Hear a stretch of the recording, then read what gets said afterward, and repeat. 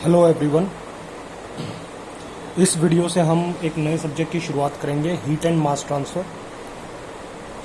Normally heat होती क्या है? कोई भी एनर्जी जो इधर से उधर मूवमेंट करती है, ट्रांजिशन करती है, उसे हम हीट कहते हैं। Energy in transit is known as heat. दो अलग अलग थ्योरीज दी जाती हैं हीट के रिस्पेक्टिव में। एक एरिस्टोटल थे जिन्होंने ये कहा कि फायर जो है वो फोर प्राइमरी एलिमेंट्स में से एक है। वहीं प्लेटो कहते हैं कि जो हीट है वो पार्टिकल्स का एक तरीके का मोशन होता है। इन दोनों जो थ्योरीज हैं ये कुछ फैक्ट्स हमें एक्सप्लेन करती हैं। एक बार जरा उन फैक्ट्स के बारे में बात कर लेते हैं। जब भी हीट जो है एक्सचेंज होती है तो हीट कंज्यूम हो जाती है। कहना ये होता है कि हीट, कोई भी हॉट बॉडी जो है जब भी अपनी हीट लॉस करेगी तो कोई ना कोई कोल्ड बॉडी जो होगी वो उतने ही इक्वल अमाउंट में हीट को गेन करेगी। और हीट फ्लो जो रहेगा वो हमेशा हायर टेम्परेचर से लोअर टेम्परेचर पर होगा। सब्सटेंस जो है वो हीट करने पर एक्सपेंड होगा। वहीं अगर किसी भी बॉडी के स्टेट को हमें चेंज करना है एक स्टेट से दूसरी स्टेट में, सॉलिड से लिक्विड में या फिर लिक्विड से गैस में, तो without any increase in temperature तो वहाँ पे कुछ ना कुछ अमाउंट ऑफ हीट की रिक्वायरमेंट होगी। इसके अलावा एक और फैक्ट ये दोनों थ्योरीज जो है एक्सप्लेन करती हैं वो ये है कि जब एक बॉडी को हीट किया जाता है या उसे कूल किया जाता है तो उसके वेट में कोई भी चेंज नहीं आता है। अगर हम लोग मॉडर्न या डायनामिकल थ्योरी ऑफ हीट की बात करें, जो कि इन दोनों थ्योरीज में से कोई एक है, तो हीट जो है वो एक फॉर्म ऑफ एनर्जी होता है। हमारे मॉलिक्यूल्स जो हैं सब्सटेंस के वो हमेशा पैरेलल मोशन में रहते हैं। कहने का मतलब ये है कि जो मीन काइनेटिक एनर्जी होती है किसी भी सब्सटेंस के मॉलिक्यूल की, वो उसके एब्सोल्यूट टेम्परेचर के प्रोपोर्शनल होती है। यहाँ पे जब हम लोग मीन काइनेटिक एनर्जी की बात कर रहे हैं तो यहाँ पे होगा क्या कि जो आपकी मीन काइनेटिक एनर्जी है वो सम टोटल होगा आपकी वाइब्रेशनल एनर्जी का, उस मॉलिक्यूल की वाइब्रेशनल एनर्जी का, रोटेशनल एनर्जी का और साथ ही साथ ट्रांसलेशनल एनर्जी का। हम सब ये जानते हैं कि जो आपके मॉलिक्यूल्स होते हैं या एटम्स होते हैं किसी भी मॉलिक्यूल के अंदर, वो एक दूसरे के रिस्पेक्ट में वाइब्रेट करते हैं, तो अपने आप में मॉलिक्यूल के अंदर वाइब्रेशनल एनर्जी जो है वो आ जाती है। वहीं जब हम लोग बात करते हैं तो आपके जो ये मॉलिक्यूल्स होते हैं या पूरा का पूरा जो मॉलिक्यूल है वो एक या उससे ज़्यादा एक्सिस पर रोटेट करता है, जिसकी वजह से उसके अंदर रोटेशनल एनर्जी आ जाती है। वहीं कुछ मॉलिक्यूल्स जो होते हैं उनके अंदर मोशन रहता ही है। जब वो एक पोजीशन से दूसरी पोजीशन पर जाते हैं या वाइस वर्सा फॉलो करते हैं तो वहाँ पे ट्रांसलेशनल एनर्जी रहती है। तो हम इसी वजह से कह पाते हैं कि जो आपकी मीन काइनेटिक एनर्जी है किसी भी मॉलिक्यूल की, वो ट्रांसलेशनल, रोटेशनल और वाइब्रेशनल एनर्जी का सम होता है। हीट एनर्जी जो है किसी भी सब्सटेंस की या किसी भी सब्सटेंस को जो हीट एनर्जी दी जा रही है वो उस सब्सटेंस की इंटरनल एनर्जी को इंक्रीज करने के लिए यूज की जाती है। ठीक है, और जब ये इंटरनल एनर्जी इंक्रीज होती है उसी की वजह से हमारी काइनेटिक एनर्जी, पोटेंशियल एनर्जी या फिर दोनों की दोनों, ये दोनों एनर्जीज जो है वो इंक्रीज हो जाती है। और काइनेटिक एनर्जी के इंक्रीज होने की वजह से आपकी ट्रांसलेशनल एनर्जी, वाइब्रेशनल या रोटेशनल एनर्जी जो है वो भी इंक्रीज हो जाती है। तो अपने आप में हमें यहाँ पता चला कि जो हमारी हीट है वो अपने आप में एक फॉर्म ऑफ एनर्जी है। ठीक है, और वहाँ पे जो भी काम हो रहा है वो काइनेटिक एनर्जी के बेसिस पर हो रहा है। अब हम स्टार्ट करते हैं इस सब्जेक्ट को। स्टार्टिंग टॉपिक जो है हमारा वो हीट ट्रांसफ़र रहेगा। मास ट्रांसफ़र जो है वो हमारा लास्ट चैप्टर में आएगा। तो बेसिक ऑफ हीट ट्रांसफ़र से स्टार्ट करते हैं। हीट ट्रांसफ़र होता क्या है जनरली? जब भी आपकी एनर्जी एक रीजन से दूसरे रीजन पर ट्रांसमिट की जाती है, ट्रांसमिशन होता है आपकी एनर्जी का, और उसे आप हीट ट्रांसफर कहते हैं। और ये किसकी वजह से होता है? ये आपका टेम्परेचर ग्रेडियंट की वजह से होता है, मतलब temperature difference with respect to distance. या विद रिस्पेक्ट टू टाइम कि एक टाइम पीरियड में कितना टेम्परेचर डिफरेंस जो है आपका आ रहा है। जो भी टेम्परेचर चेंजेस आपके हो रहे हैं उन पर डिपेंड करता है कि आपका हीट ट्रांसफर कितना होने वाला है या कितने अमाउंट ऑफ एनर्जी जो है एक रीजन से दूसरे रीजन पर जाने वाली है। वहीं अगर हम बात करें कि हम हीट ट्रांसफर को क्यों पढ़ते हैं, उसका पर्पस क्या है, तो उसमें हमारे मेन दो पर्पस होते हैं। सबसे पहला जो है वो ये है कि हम ये पता लगाना चाहते हैं कि हमारी जो एनर्जी है वो किस रेट पर फ्लो कर रही है, ठीक है, एज हीट। जब भी किसी भी सिस्टम से हीट जो है, जो भी सिस्टम है जिसको हम स्टडी कर रहे हैं, उस सिस्टम से की बाउंड्री से बाहर जो भी हीट हमारी जा रही है वो किस रेट से जा रही है, कितना एनर्जी का फ्लो है आपका, हम उसे डिटरमाइन करना चाहते हैं। दूसरा, हम टेम्परेचर फील्ड को डिटरमाइन करना चाहते हैं स्टेडी और ट्रांजिएंट कंडीशन में, चाहे वो स्टेडी स्टेट फॉलो कर रहा है या ट्रांजिएंट स्टेट मतलब अनस्टेडी स्टेट फॉलो कर रहा है। हम ये डिटरमाइन करना चाहते हैं कि वहाँ पे टेम्परेचर फील्ड क्या है। अब अगर हम नॉर्मली बात करते हैं, मैंने अभी कहा कि हीट ट्रांसफर जो है वो मेनली डिपेंड करता है आपका टेम्परेचर डिफरेंस पे, तो हम ये कह सकते हैं कि हीट ट्रांसफर का जो ड्राइविंग पोटेंशियल है वो टेम्परेचर डिफरेंस है। वहीं अगर एक बार के लिए हम मास ट्रांसफर की बात करते हैं तो आपके मास ट्रांसफर का ड्राइविंग पोटेंशियल जो है वो यहाँ पे कंसंट्रेशन डिफरेंस रहने वाला है।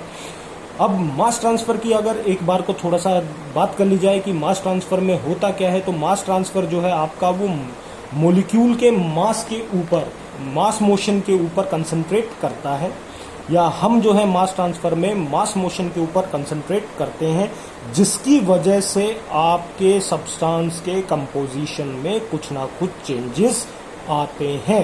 और ये जो चेंजेस आपके कंपोजिशन में आ रहे हैं ये आपके कॉन्स्टिट्यूएंट स्पीसीज की कंसंट्रेशन की वेरिएशन की वजह से होते हैं। तो हम ये कह सकते हैं कि मास ट्रांसफर को हम एक और नाम दे सकते हैं डिफ्यूजन। वहीं अगर हम अब हीट ट्रांसफर पे आ जाते हैं, शुरुआत करते हैं हीट ट्रांसफर की, कि नॉर्मली हीट ट्रांसफर जो है अलग अलग इंजीनियरिंग ब्रांचेज में यूज़ किया जाता है। मेनली हर एक टाइप की ब्रांचेज में इसके न्यूमेरिकल सॉल्व प्रॉब्लम्स हमें देखने को मिलती है। एक्चुअली होता क्या है, कुछ हमारी प्रॉब्लम्स ऐसी होती हैं जिनको हम लोग थर्मोडायनेमिक रीजनिंग से सॉल्व नहीं कर सकते हैं। वहाँ पे हमें एक ब्रॉड एनालिसिस चाहिए होता है जहाँ पे हम लोग हीट ट्रांसफर के प्रिंसिपल्स का यूज़ करते हैं। तो जो डिसिप्लिन्स जिनमें हम हीट ट्रांसफर का यूज़ करेंगे वो कौन कौन से हैं? हमारे थर्मल और न्यूक्लियर पावर प्लांट्स हैं, उनके डिज़ाइन के लिए हमें इन्हें यूज़ करना होता है।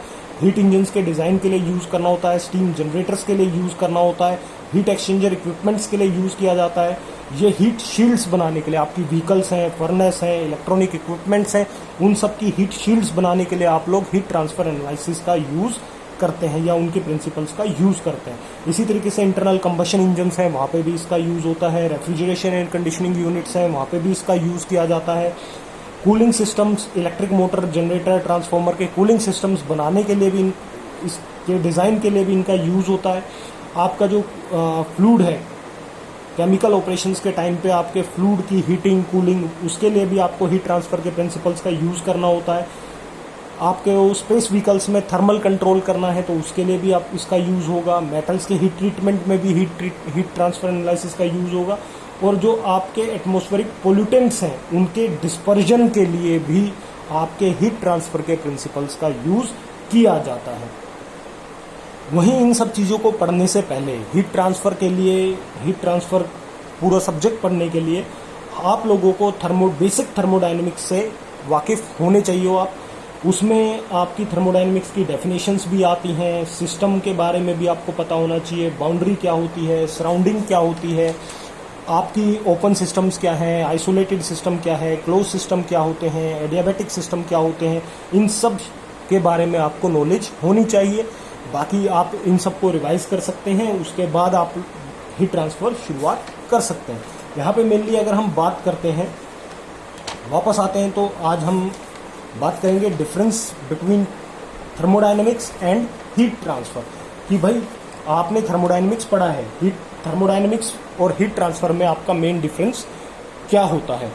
अगर हमें इनके डिफरेंस के बारे में समझना है तो पहले हम एक एग्जाम्पल के तौर पे बात कर लेते हैं। मान लीजिए कोई भी एक हॉट स्टील बार है, उसको आपने वाटर बाथ में रख दिया, ठीक है, अब उसका कूलिंग होने वाला है। तो थर्मोडायनेमिक्स जो है, आपका जो थर्मोडायनेमिक सब्जेक्ट है, वो क्या करेगा, वो आपके फाइनल इक्विलिब्रियम टेम्परेचर को बता देगा, ठीक है। वो प्रेडिक्ट करेगा कि आपका फाइनल इक्विलिब्रियम टेम्परेचर क्या होने वाला है, पर वो आपको ये नहीं बता पाएगा कि उस इक्विलिब्रियम को अटेन होने के लिए कितना टाइम लगने वाला है, ठीक है। या फिर कुछ टाइम पीरियड बाद, मतलब इक्विलिब्रियम अभी अटेन नहीं हुआ, मान लीजिए इक्विलिब्रियम जो है वो 20 मिनट बाद आएगा, आपका थर्मोडायनेमिक्स आपको ये नहीं बता पाएगा कि 10 मिनट बाद उस बार का टेम्परेचर क्या होने वाला है। जबकि अगर हम हीट ट्रांसफर की बात करते हैं तो हम लोग उस बार के और पानी के टेम्परेचर को उस टाइम पीरियड के फंक्शन के बेस पर भी पता लगा सकते हैं या प्रेडिक्ट कर सकते हैं कि 20 मिनट बाद अगर इक्विलिब्रियम आ रहा है तो 10 मिनट बाद आपके पानी का क्या टेम्परेचर होने वाला है, आपके बार का क्या टेम्परेचर होने वाला है, या फिर 15 मिनट बाद आप पानी का क्या टेम्परेचर होने वाला है, या आपके बार का क्या टेम्परेचर होने वाला है। हीट ट्रांसफर थ्योरी जो है वो थर्मोडायनेमिक्स और रेट इक्वेशन दोनों का यूज करता है, जिसकी हेल्प से आप हीट ट्रांसफर के रेट के, मतलब जिसकी हेल्प से आप अलग अलग टाइम पीरियड पर ये पता लगा सकते हैं कि आपकी बॉडी का टेम्परेचर क्या है, उस सब्सटेंस का टेम्परेचर क्या है और पानी का टेम्परेचर क्या है। मेनली वही बात की जा रही है कि थर्मोडायनेमिक्स जो है वो आपका इक्विलिब्रियम स्टेट्स के साथ डील करता है। मतलब आपको इनिशियल टेम्परेचर पता है, इनिशियल प्रेशर पता है, इनिशियल वॉल्यूम पता है, आप फाइनल कैलकुलेट कर सकते हैं। पर लेकिन हीट ट्रांसफर जो है, ठीक है, हीट ट्रांसफर जो है वो एक नॉन इक्विलिब्रियम प्रोसेस है। यहाँ पे आप बीच में भी पता लगा सकते हैं, कुछ टाइम पीरियड बाद भी पता लगा सकते हैं कि आपकी बार वगैरह का टेम्परेचर क्या होने वाला है, ठीक है। यहाँ पे टेम्परेचर ग्रेडियंट जो है वो एग्जिस्ट करता है, जिसकी वजह से आपकी हीट जो है वो एक्सचेंज होती है। वहीं जब हम दूसरे तरीके से बात करते हैं तो आपका कोई भी ऐसा सिस्टम जो कि एक इक्विलिब्रियम स्टेट से दूसरी में कन्वर्ट होता है, तो थर्मोडायनेमिक्स जो है वो वर्क और हीट इंटरेक्शन की क्वांटिटी को डिटरमाइन करने में आपकी मदद करता है। ये आपको बताता है कि कितना अमाउंट ऑफ हीट जो है वो एक प्रोसेस के टाइम पे एक्सचेंज होने वाला है, पर आपको ये नहीं बता पाता कि वो किस तरीके से अचीव होगा, ठीक है, कि उसको कैसे अचीव किया जा सकता है। जब हम हीट ट्रांसफर की बात करते हैं तो ये आपको टेम्परेचर डिस्ट्रीब्यूशन को प्रेडिक्ट करने में हेल्प करता है।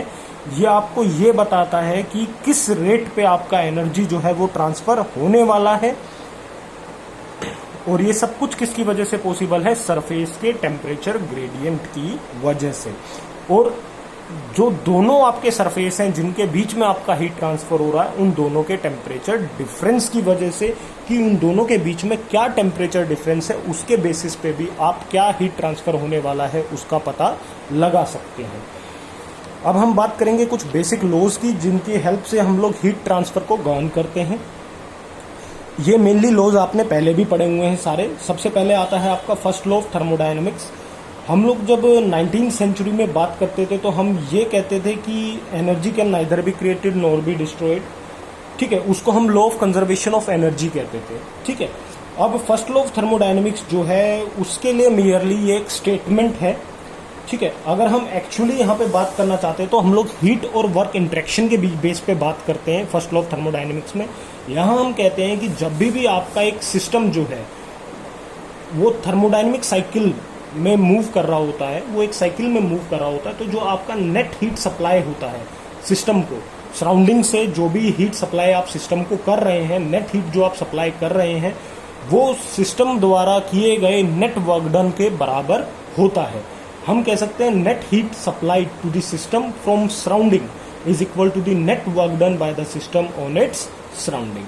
ये आपका फर्स्ट लॉ ऑफ थर्मोडायनेमिक्स आपको बताता है। वहीं जब हम लोग सेकंड लॉ ऑफ थर्मोडायनेमिक्स की बात करते हैं, जिसके बेस पे आप हीट ट्रांसफर को गवर्न करते हैं, तो वहां ये कहा जाता है कि हीट जो है वो नेचुरली एक रिजर्वायर से दूसरे रिजर्वायर में फ्लो करेगी, ऐसे रिजर्वायर में फ्लो करेगी जिसका टेम्परेचर जो है वो कम होने वाला है, वो अपोजिट डायरेक्शन में फ्लो नहीं करेगी। मतलब वो हाईयर टेम्परेचर रिजर्वायर से लोअर टेम्परेचर रिजर्वायर में फ्लो करने वाली है, और अपोजिट जो है वो बिना किसी हेल्प के पॉसिबल नहीं है, हमें किसी ना किसी डिवाइस की हेल्प लेनी पड़ेगी उसको पॉसिबल बनाने के लिए। थर्ड लॉ जो कि आपका हीट ट्रांसफर को गवर्न करता है वो है law of conservation of mass. ये आपके फ्लो के पैरामीटर्स पर डिटरमाइन करता है, ठीक है। Law of conservation of mass जो है वो आपके फ्लो पैरामीटर्स को डिटरमाइन करने के लिए यूज किया जाता है। न्यूटन्स लॉ ऑफ मोशन आप सभी ने पढ़ा होगा, first law of motion, second law of motion, तो उसी के बेस पे यहाँ पे आप फ्लूइड फ्लो पैरामीटर्स को डिटरमाइन करते हैं। लास्ट आपका जो लॉ है जो कि आपके हीट ट्रांसफर को गवर्न करते हैं वो है रेट इक्वेशंस। ये जो आपकी रेट इक्वेशंस हैं ये आपके हीट ट्रांसफर का कौन सा मोड एप्लीकेबल है उसके बेसिस पर डिसाइड होती हैं, उसके ऊपर डिपेंड करती हैं। आप सभी को पता है आपके हीट ट्रांसफर के मेनली 4 मोड होते हैं, कंडक्शन, कन्वेक्शन, रेडिएशन और एडवेक्शन। मेनली जब हम लोग हीट ट्रांसफर की यहाँ पे बात करेंगे, अपने सब्जेक्ट की बात करेंगे, तो हम लोग 3 लॉ पढ़ेंगे, कंडक्शन, कन्वेक्शन और रेडिएशन। इस वीडियो में हम लोगों ने थोड़े बहुत बेसिक की बात की है। नेक्स्ट वीडियो से हम लोग मोड्स ऑफ हीट ट्रांसफर की शुरुआत करेंगे। Thank you.